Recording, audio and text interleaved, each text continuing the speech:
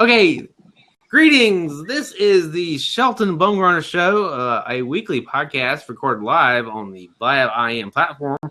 As you may or may not know, my name is Shelton Bumgarner, and I have a little bit of reporting experience. I have about 20 years reporting experience under my belt.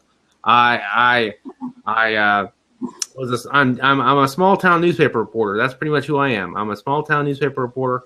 I always have been, always will be, and so my questions are those of a small town newspaper reporter.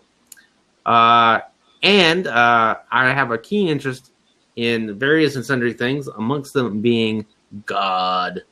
And so, with that in mind, given the holidays are upon us, I thought I would ask someone who has an opinion about that, which would be Robert Hamilton, who is Blab's man of faith. Robert, please tell us a little bit about yourself before we begin. My name is the Reverend Robert Hamilton. I'm a ordained pastor in the Presbyterian Church USA, serving at large in the Presbytery of the Twin Cities area, which basically means I'm pulpit supply for churches when their pastor is unavailable or is out on vacation. Yes, sir. Okay. Having said that, let's get into it. Does God exist? Yes. Okay. I for the interest of full disclosure, shock of my answer that I'm going to say yes. For the interest of public of full disclosure, I am an agnostic atheist, which is I do not know if God exists or not, but I act as though there is no God. So, Robert, explain to me, and given my background, explain to me how it is that I'm wrong. I wouldn't say you're wrong. Okay. I would say I just don't see it that way. Okay, well, explain. I think for me, God. The first question is you're already kind of trumping the question, which is what is God? And if we can determine if we can come up with a definition, that helps a lot, because there are a lot of senses about God that I'm very uncomfortable understanding that as being a quality of God. But there are other senses that I feel much more comfortable talking about. So for me, it's a question about what do we understand God before we really can say whether this thing exists or not. Okay, let's define the concept of God. Now, I was raised in the church, and until when I was about 16 years old, when my mother forced me to be baptized, I was a believer because because I was raised in the church. And then when I stopped, when that happened, I was doubting the existence of God at that point. So I do celebrate Christmas, but I celebrate in a secular form. And so what happened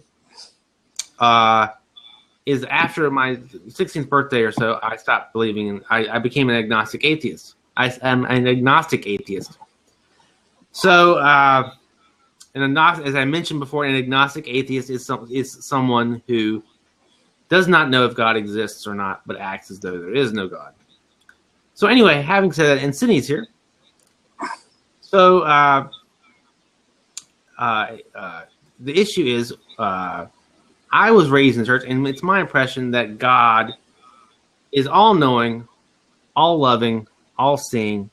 He is omnipotent, and as such, this is the crux of my problem with God is if God exists and is all powerful, then by definition, I don't have to do anything because he or she or it already knows me intimately because he is the God, the Father, and he created me, and as such, he let's see, hey Robert, hey Sydney, and as such, he looks like you might be frozen there, Sydney.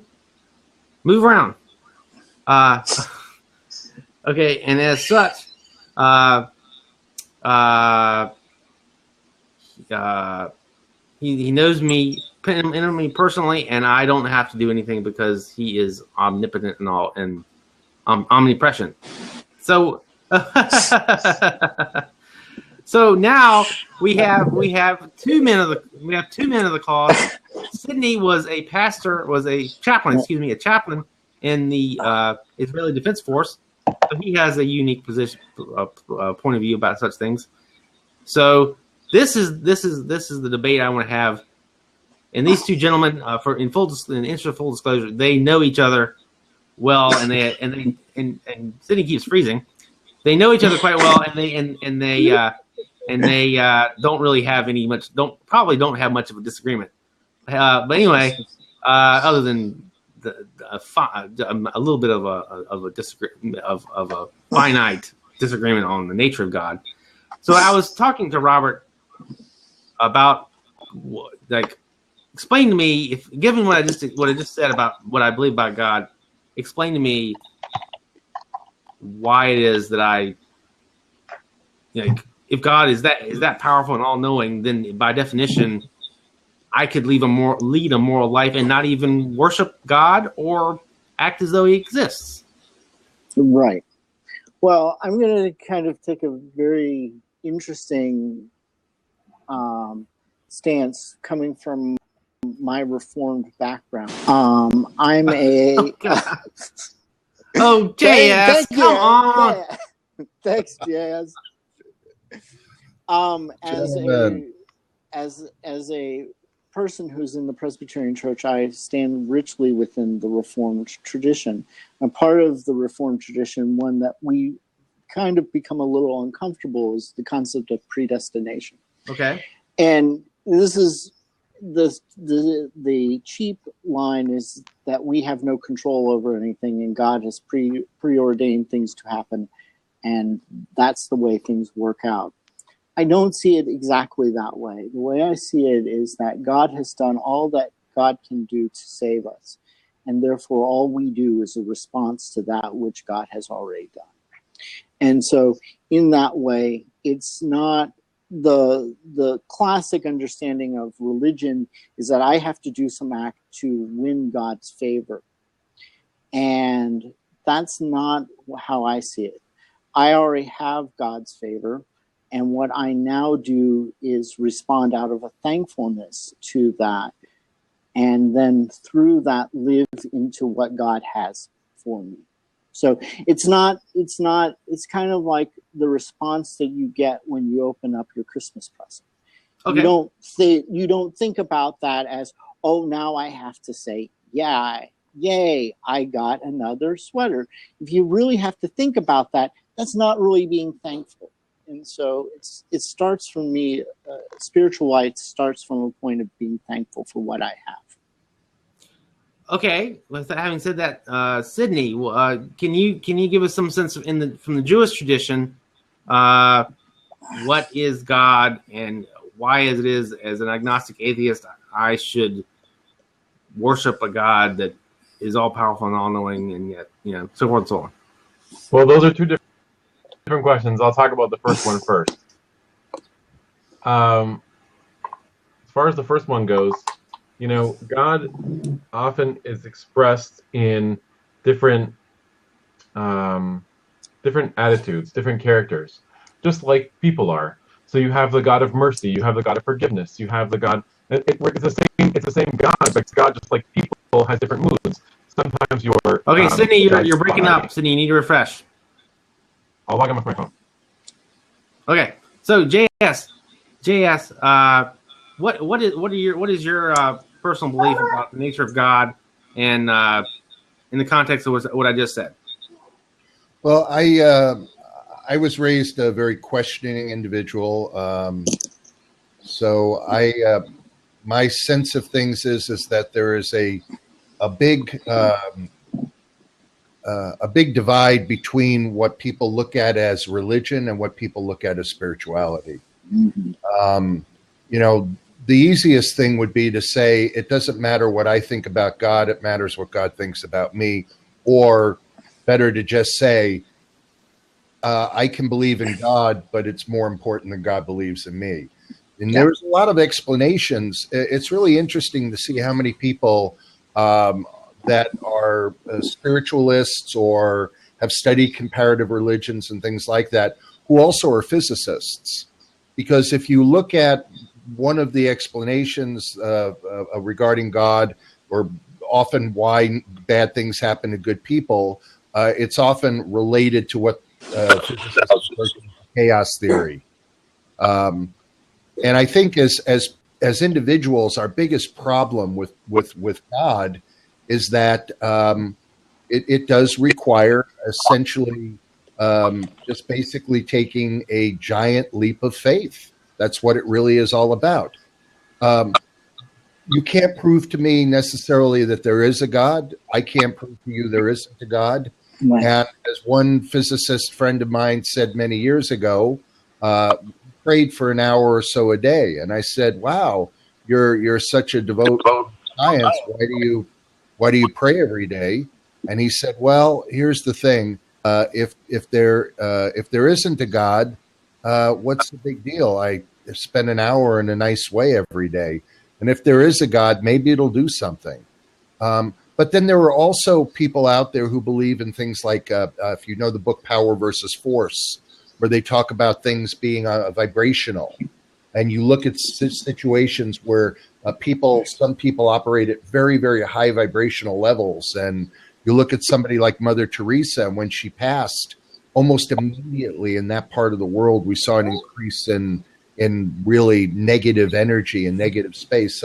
And there are so many explanations for this. But when you break it all down and you look at the core of all the religions and you look at what they're all about, the similarities so outweigh the differences.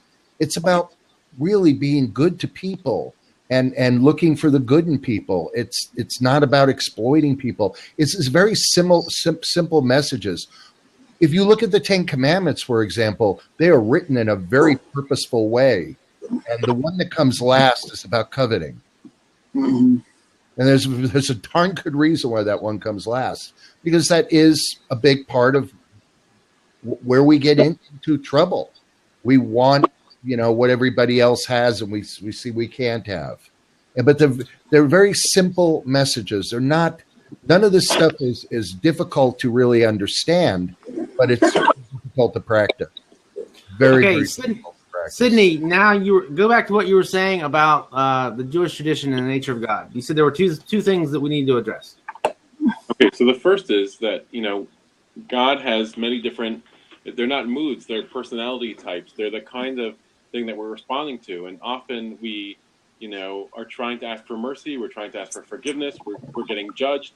And all of these things have a very different response. Just like you would approach a person in different scenarios differently, the same thing's true when you approach God trying to mediate that relationship. And, in Judaism, we have a very big distinction between the realm of man versus God and the realm versus man. And those two things are happening simultaneously.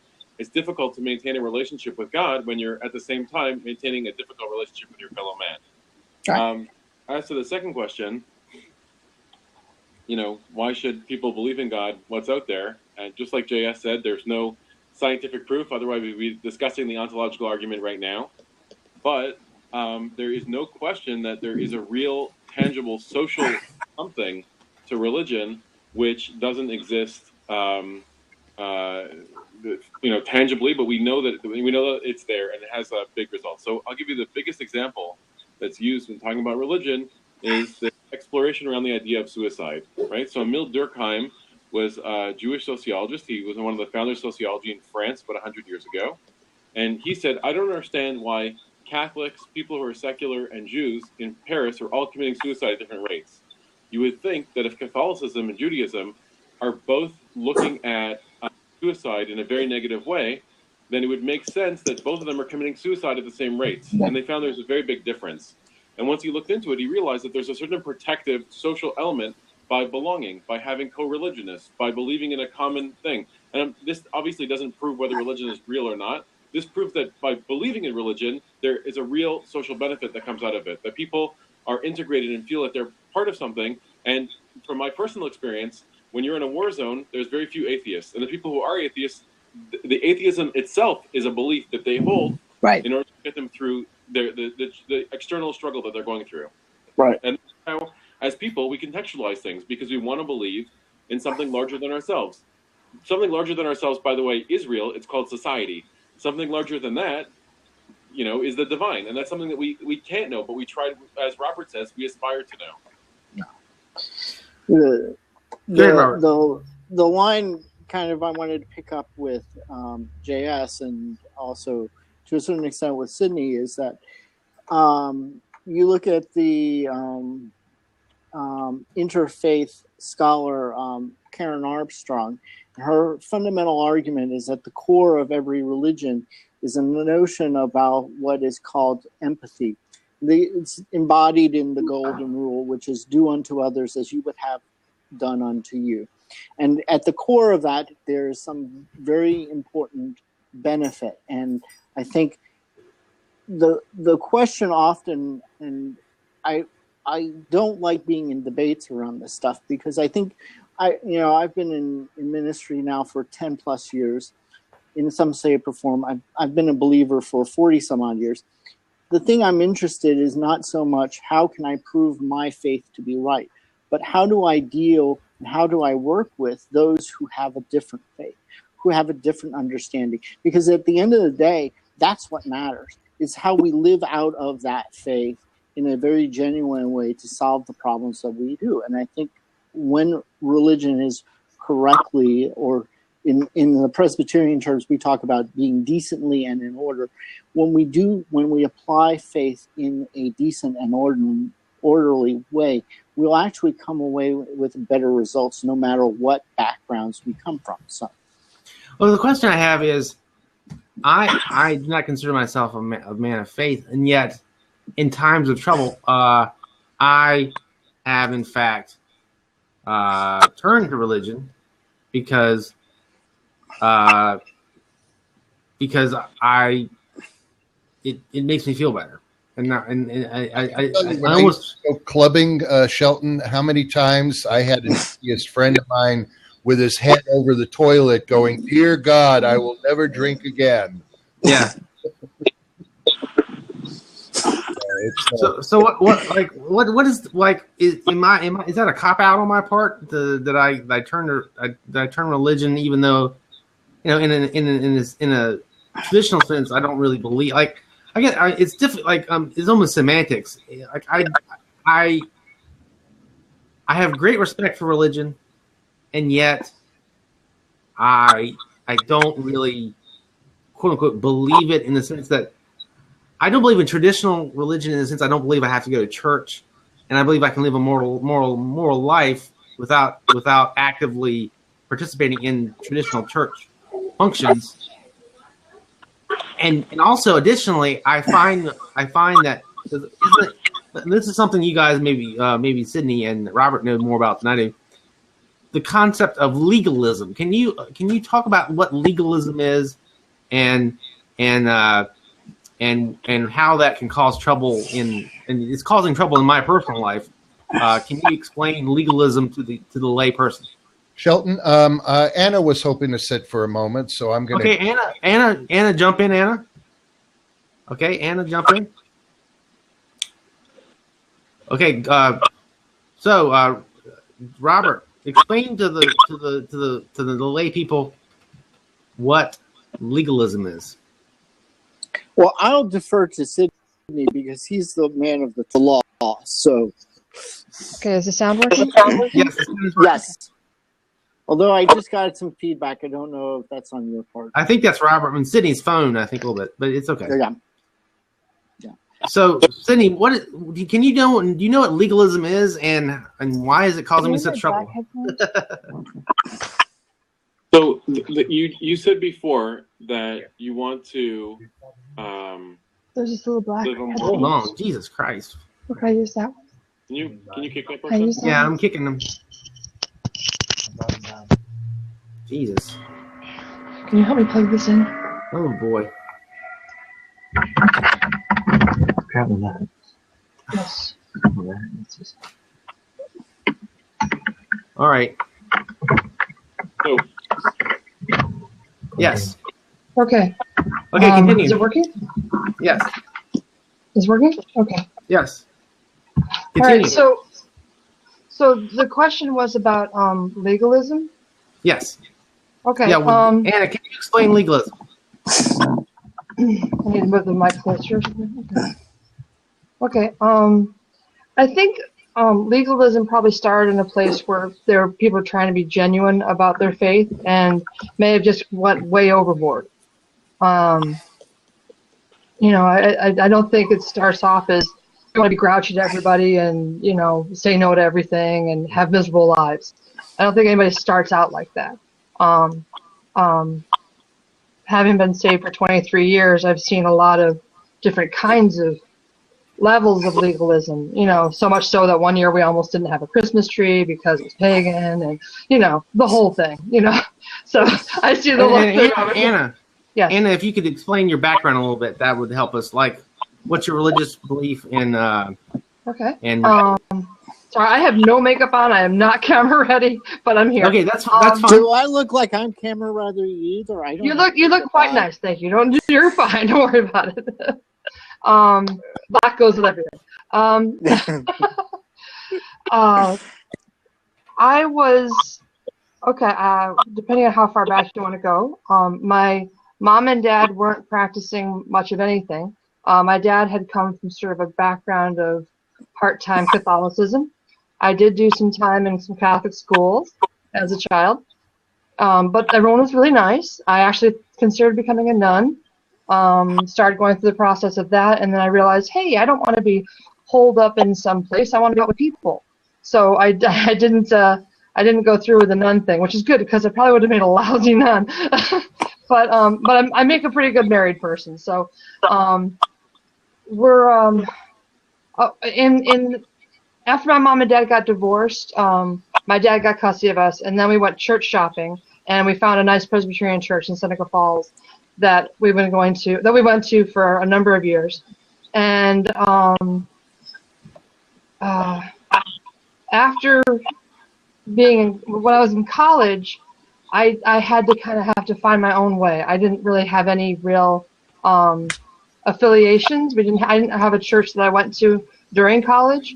After I got out of college, I was living with my fiance, now husband, and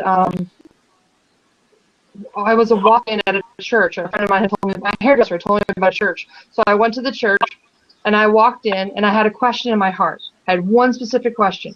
The pastor answered that question on a bunny trail during his sermon. Mm-hmm. So then he gives the invitation, and I'm like, okay, you know, sure. So I put my hand up, I'm standing, my eyes are, you know, I have the whole mascara thing going. But it was a real experience. God answered my question. And that was good enough. You know, that was. But what was the question? What was the question? God, if you're real, why are there so many other gods out there? And what was the answer? And the gist of what I remember, it's been 23 years, is that God was the original God, but other things try to come in and step up and try to be counterfeit gods. Is, you know, the essential boiled down version. So it was good enough for me to go, okay, this is why there's this faith tradition and this faith tradition.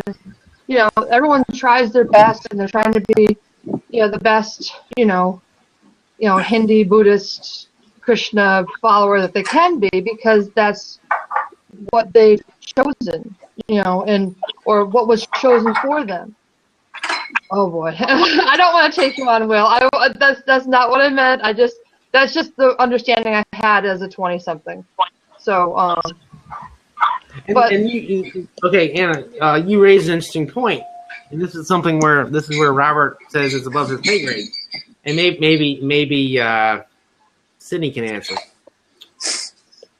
Okay, if there is a gentle grandmother living in let's call it Indonesia, and she's an Anabaptist, and she has 20 great grandchildren, and she's the most kindest soul you ever met in the whole world. But she has never been exposed to the good word of Jesus Christ, our Lord and Savior. When that woman dies, does she go to hell? Now, now I know, Sydney, you would say you have a different perspective on that, but she's or even Robert for that matter. I just open that up to the floor. If she's not been exposed to the good word of either Jehovah, Yahweh, or Christ, does she go to hell? So how about I'll talk for a bit? Okay. Sure. Okay, so to answer the first question first, that was about structure, right? And in the beginning, there was no structure. In the beginning, there was only one guiding principle, and that was this idea, a shocking idea at the time, of monotheism. You know, the first person to come up or realize this or to connect with God was Abraham, and through a long and often, you know, social process that kind of excluded the you know, that line. Eventually, they came to know God and form a relationship and have this interaction that eventually led to the formation of the Jewish people, and you know, the different things that happened to link them as a people. Over time, like for example, at Mount Sinai, that idea turned into a set of rules. Though there was the Ten Commandments. You had the 7 Noahide laws from the time of Noah.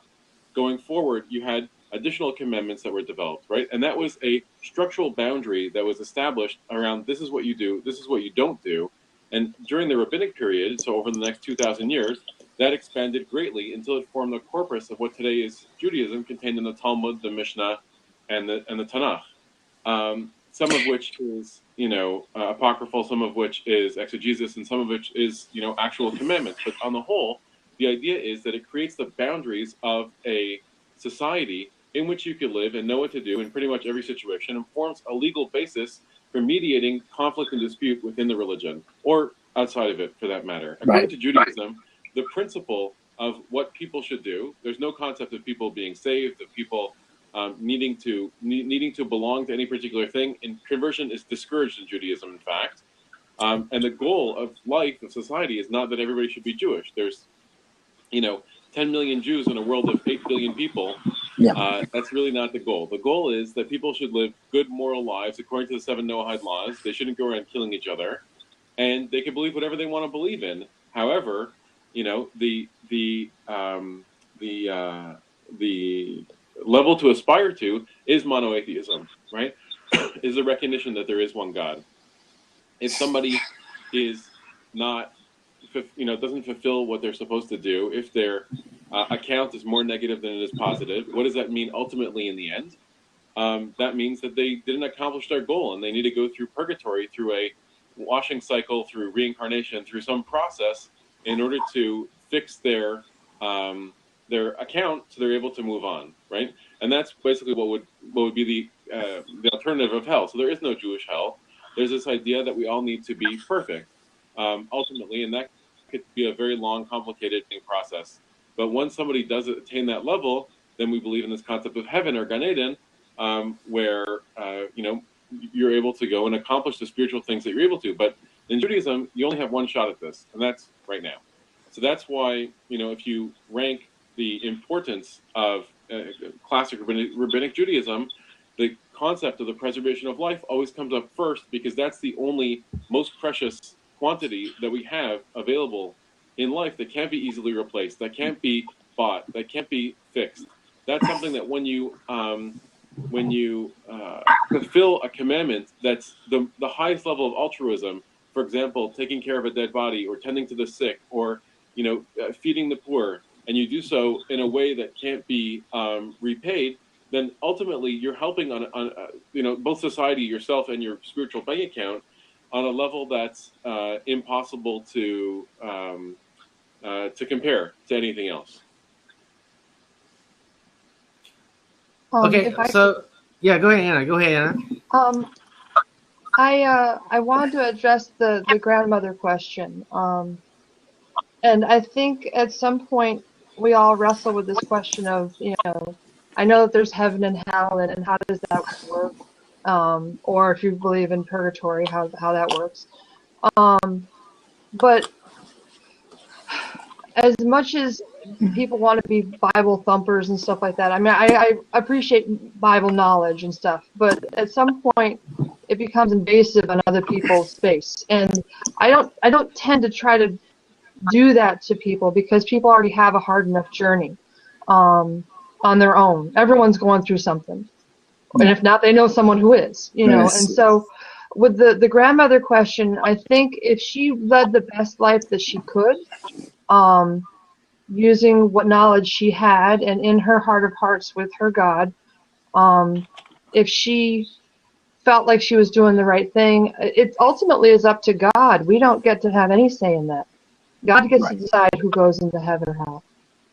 He made it. I mean, even in Genesis it says he's the author of all things. You know, and I'm actually I'm an anomaly. I'm a young Earth creationist, so I think it's a little bit more immediate than, you know, billions and billions of years. When I was in school, they talked about millions and millions of years, and then suddenly it morphed into billions and billions. That's a little fishy to me. The math's kind of off there. So right, I just go back to the Bible. Anna, I don't want to talk about that right now. That's what we're talking about. We're talking about we're talking about God. Sorry, I have a little ADHD, so like bringing it in, it's kind of. Let's because we could spend a lot of time talking about that, and I don't want to talk about that. I want to talk about God. Thank you. So yes, Robert. I think, you know, to work off of what Anna said, and we've had conversations about this before. When I say that's above my pay grade, that's kind of my point. I'm not the one who stands in judgment of people. It's God and God alone, and that's the role of God. I think where we screw it up is when we think that our sense of God is the true and perfect and the true and perfect way, and then everyone else is a derivation off of that. For me, while there is a true and goodness, I think it's embodied in the conversation we have. And that's why I think it's so important to not just have people who we agree with in the community, people who are going to challenge our faith and think deeply into what we believe. For me, and that is actually fairly rabbinic in its background, as Sydney will speak to. For me, also, I think we should do the good not because we're going to be rewarded, but because it is the good in and of itself. And the pure nature of, you know, the good act is it's in itself is it a merit. Now the question is how we understand that and how we come to that. That's the real question that I struggle with. Okay, that the issue for me though, then, because I deal every day with legalism in an extreme form, which you know which can be boiled down to good life choice. That's pretty much their opinion of me, you know, legalism is a pet peeve of mine because if you feel as though you can use the good book to be judgmental, that to me it goes against the principles of the New Testament, if nothing else. There are some some will look at Jesus's ministry as being a statement outside the concept of what he understood legalism. So he has this concept about he's always challenging the Pharisees of the time to understand, you know, it's not just you do the right thing, or that you do what is written, but that you understand the good that you're doing. And that's what's important for him in fulfilling the law. It's not just, you know, the classic that comes from the a little bit after the Sermon on the Mount. It's the concept that even if you think about it, you in fact committed the sin. So the key is to engage one's life in a way that is that fulfills, as I said before, the thankfulness we have that God loves us and that God has done all God can to be there for us. The other line to this is that we all need to realize that if it wasn't, I come from my background as, again, from a Reformed understanding, if it is not for grace, we don't have any access to God. And that's an important point. There's nothing I can do to deserve my lot in life other than be thankful for what God has done for me. Okay, Sydney, what is your opinion on that? Right, Sydney, you're frozen. Sydney, you're frozen. All right, Anna, what is your opinion on that? I caught most of that. My husband had to use the PC to get his address book, so It's okay. I was listening. It seems legit to me. I mean, it sounds good. No, but would you describe yourself as a born-again Christian? Yeah. Okay. Okay. I have a hard time with the spirit language. That's just me. Trying to let go and actually have another spirit language happen has always been a thing that I haven't quite nailed yet. But there are people in my church who have. I have a gift of healing. I have a gift of prophecy, which is different than the office of a prophet. So it's a different step. We're all in the same. I mean, we're all walking the same, journey more or less. I mean, no one gets out alive. So. Yeah, that's true. No one. There's only one way this story ends. Yes, Robert. Well, the line after you said that, Anna, my father, who was a doctor and was a physician, an academic physician nonetheless. So nothing was good enough unless it came from a peer-reviewed journal article.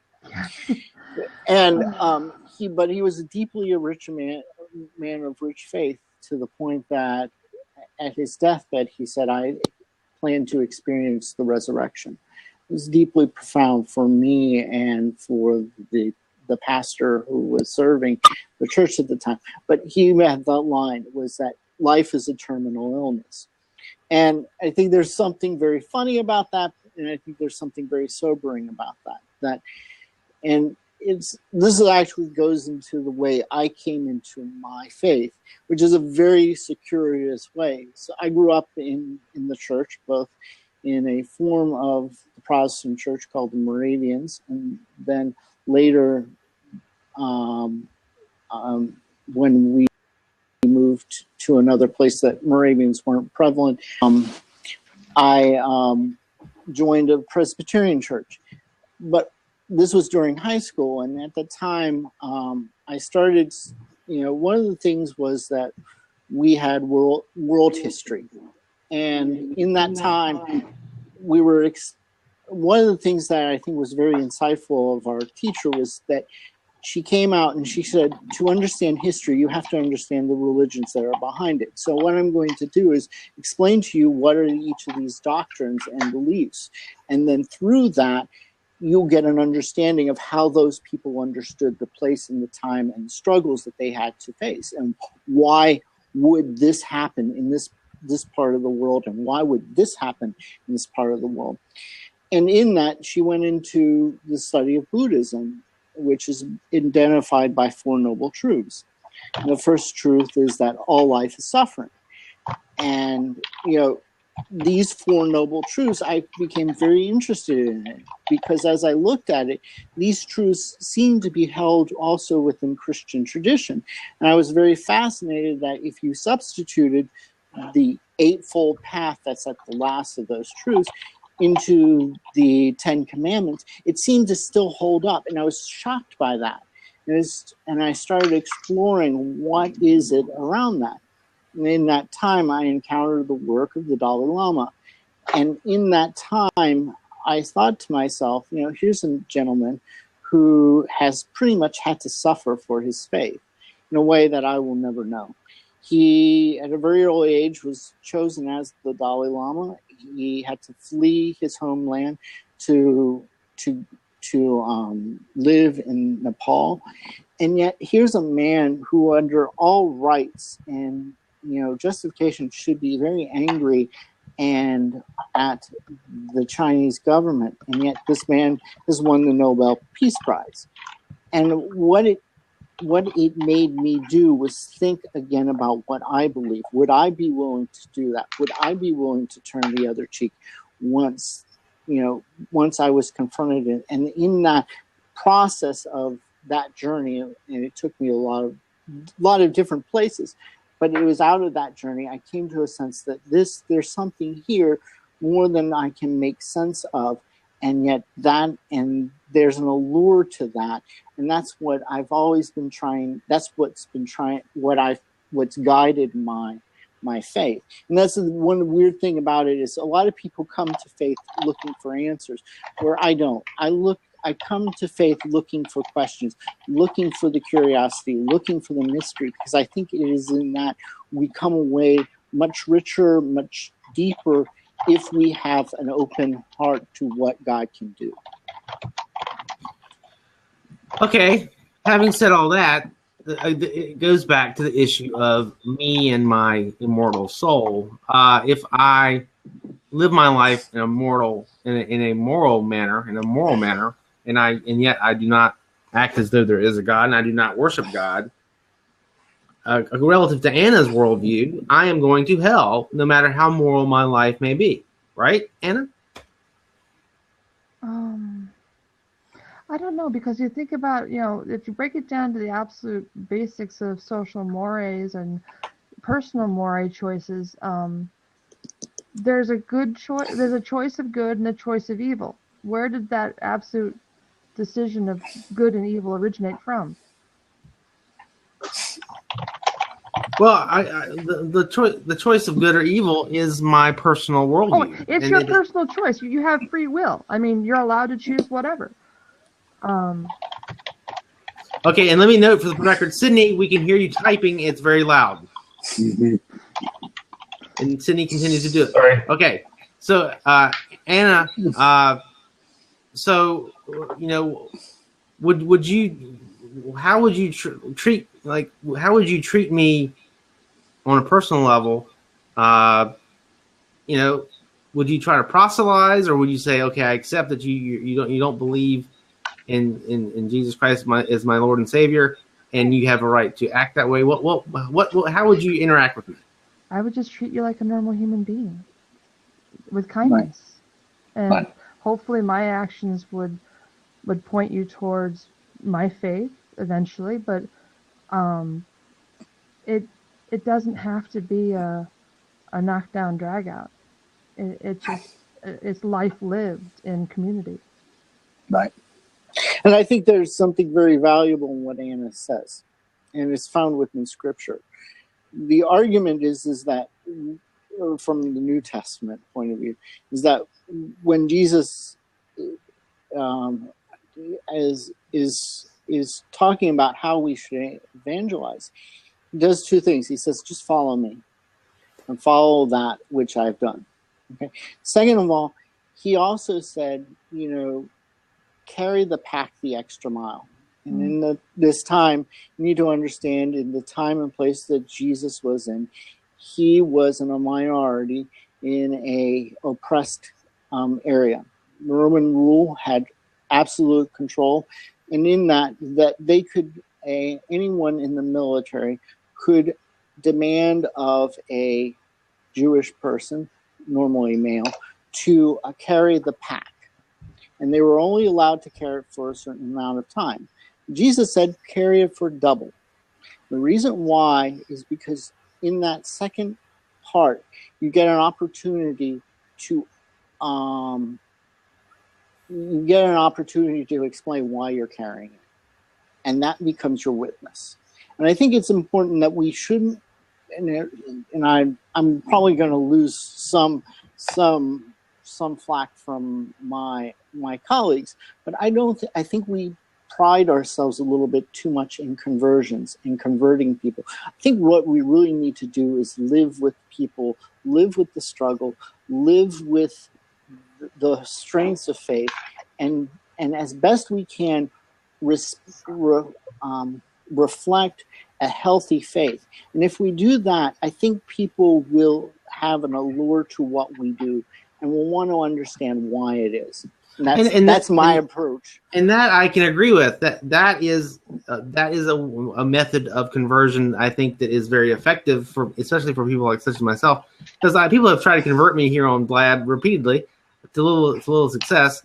I think that there is a place for conversion and the possible. I can't think of the word off the top of my head.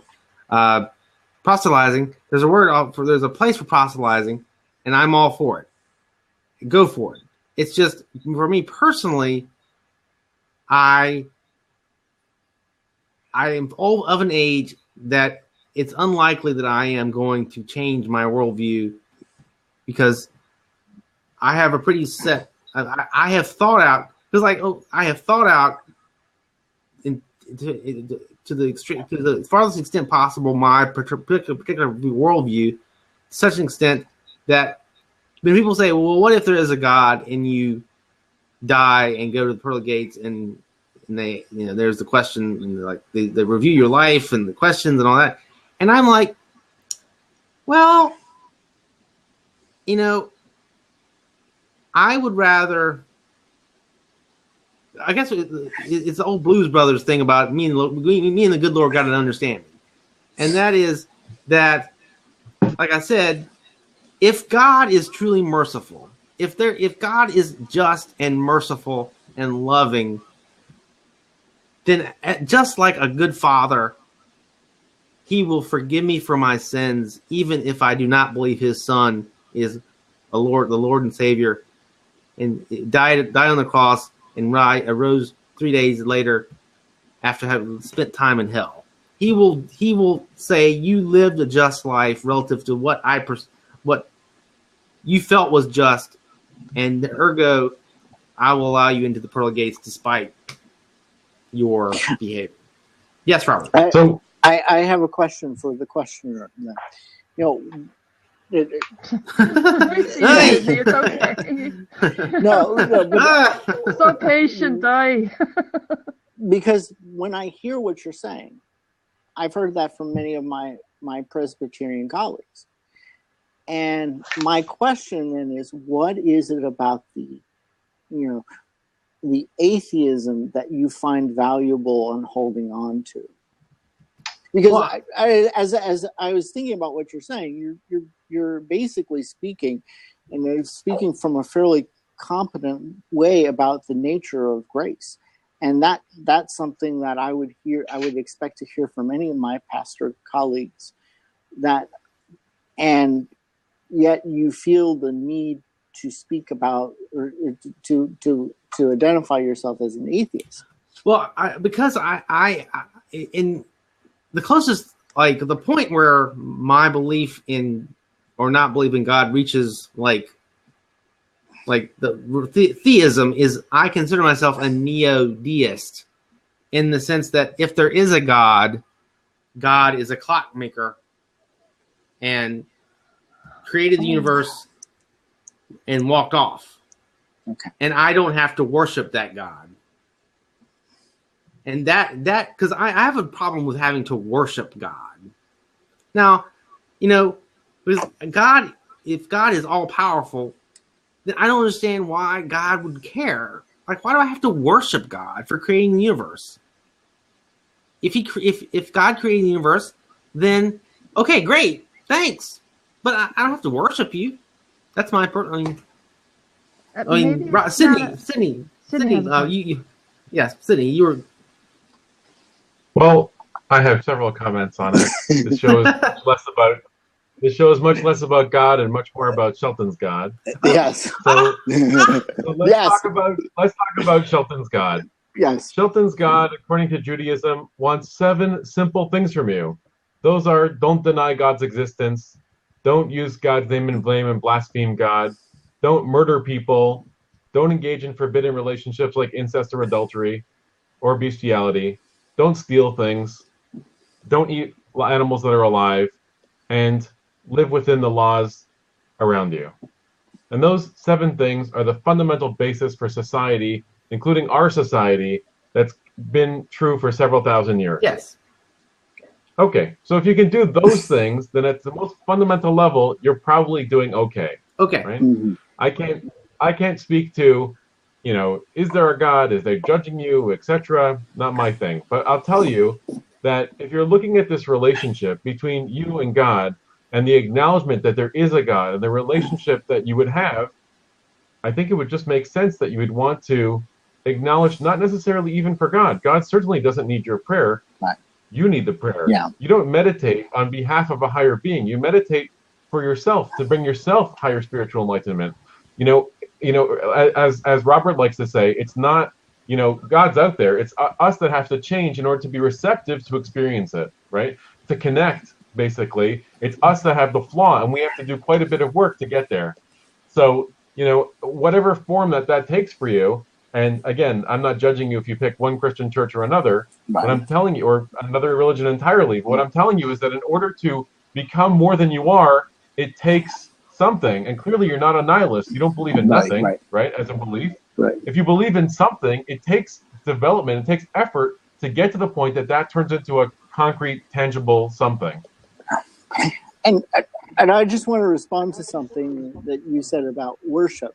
For me, I don't go to church to worship God because God wants it. Okay. Well, you can make that argument, and that would be found within the Christian tradition, maybe even within the Reformed tradition. The reason why I'm a part of the community is for a lot of reasons. But one of them is its response is the way I live out of that thankful nature to what God has done for me already. So if I make real that God is, if that belief is real for me, that what I have in front of me, which ultimately is good, then the natural response is to do it out of thankfulness. And the way we thank God is through worship. Now, the problem is that in our lives, we're not always thankful. I'll be the first to admit it. Right now, I'm not very thankful about the situation I find myself with my family. I'm struggling.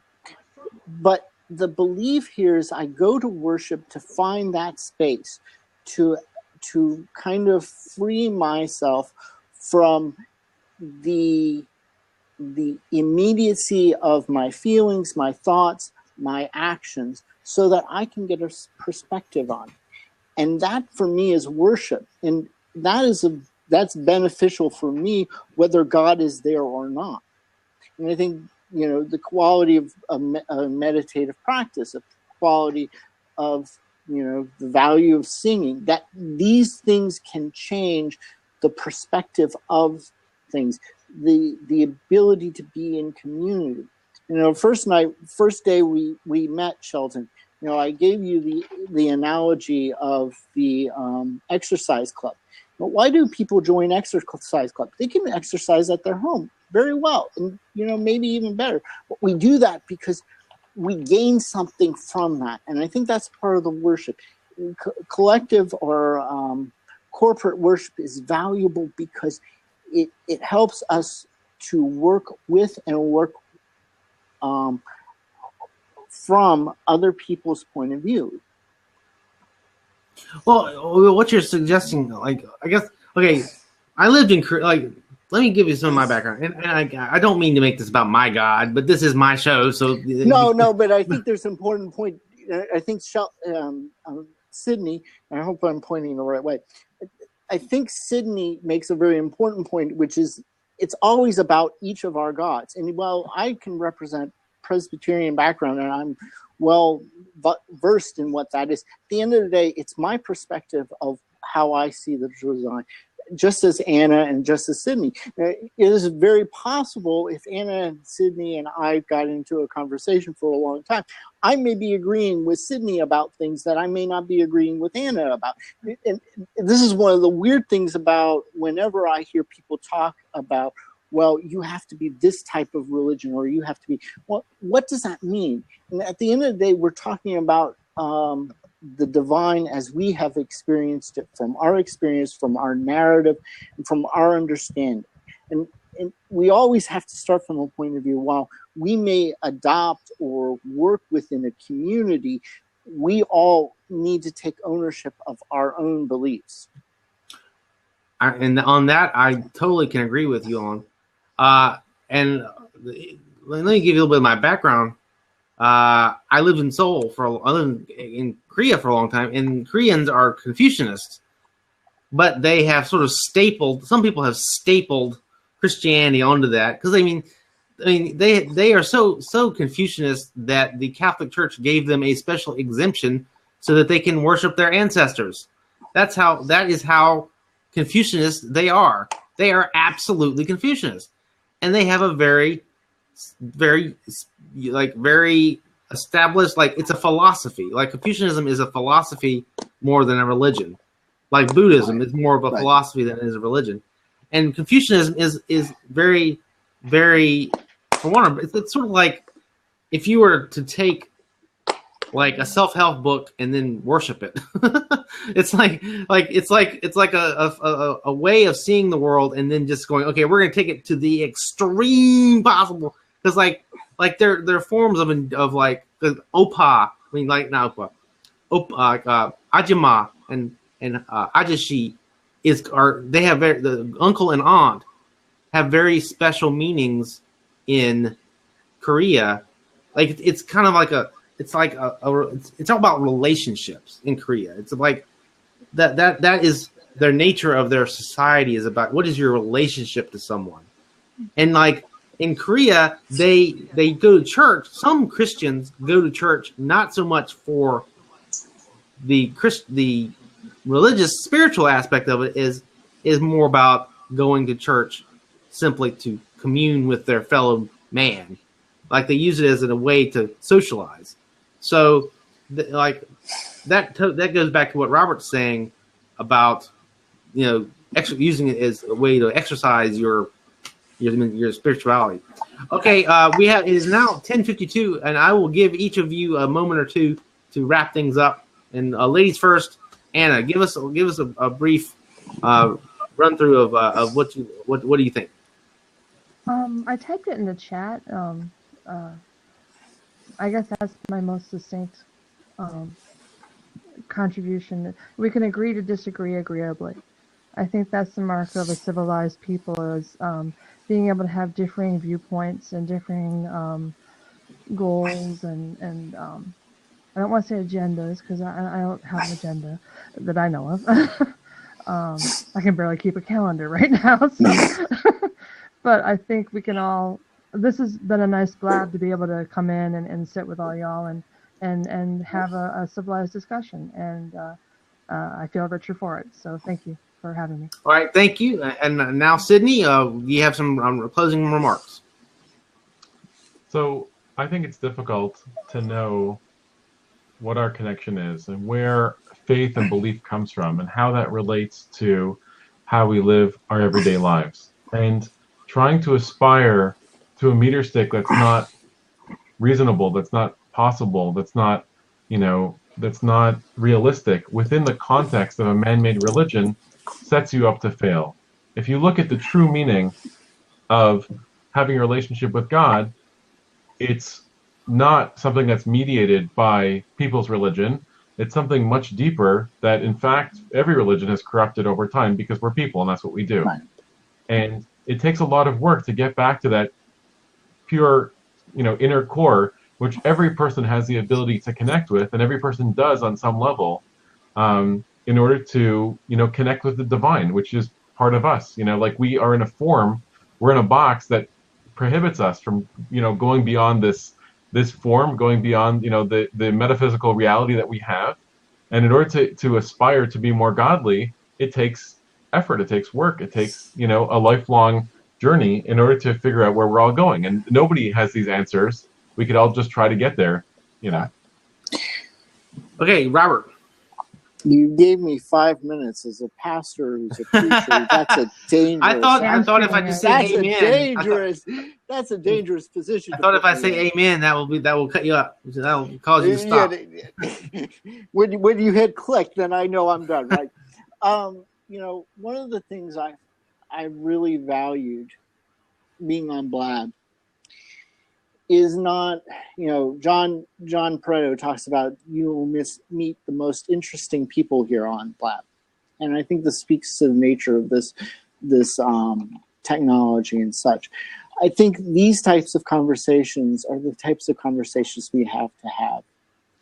And it's not we want to have them, I think we have to have them. Yeah. I think when I look at a society today, we find ourselves divided, broken, and at each other's throats.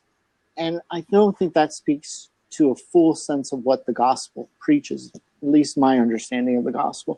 And in that is the struggle to perceive that which is greater.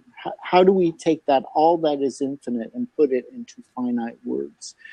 And so for me, realizing that that's the feat in front of us, what we do is we do it out of a sense of humbleness as we walk with our faith, which is, as I go back to, it's really about reflecting on that golden rule, which is do unto others as you would have done unto them. And in doing that, we can find maybe a common core to work out to solve some of the problems that we find ourselves in. Okay, on that note, I will say thank you very much for everyone for your contribution. I have enjoyed this a great deal. It was a very interesting and illuminating discussion, and I hope that you enjoyed it as much as I did.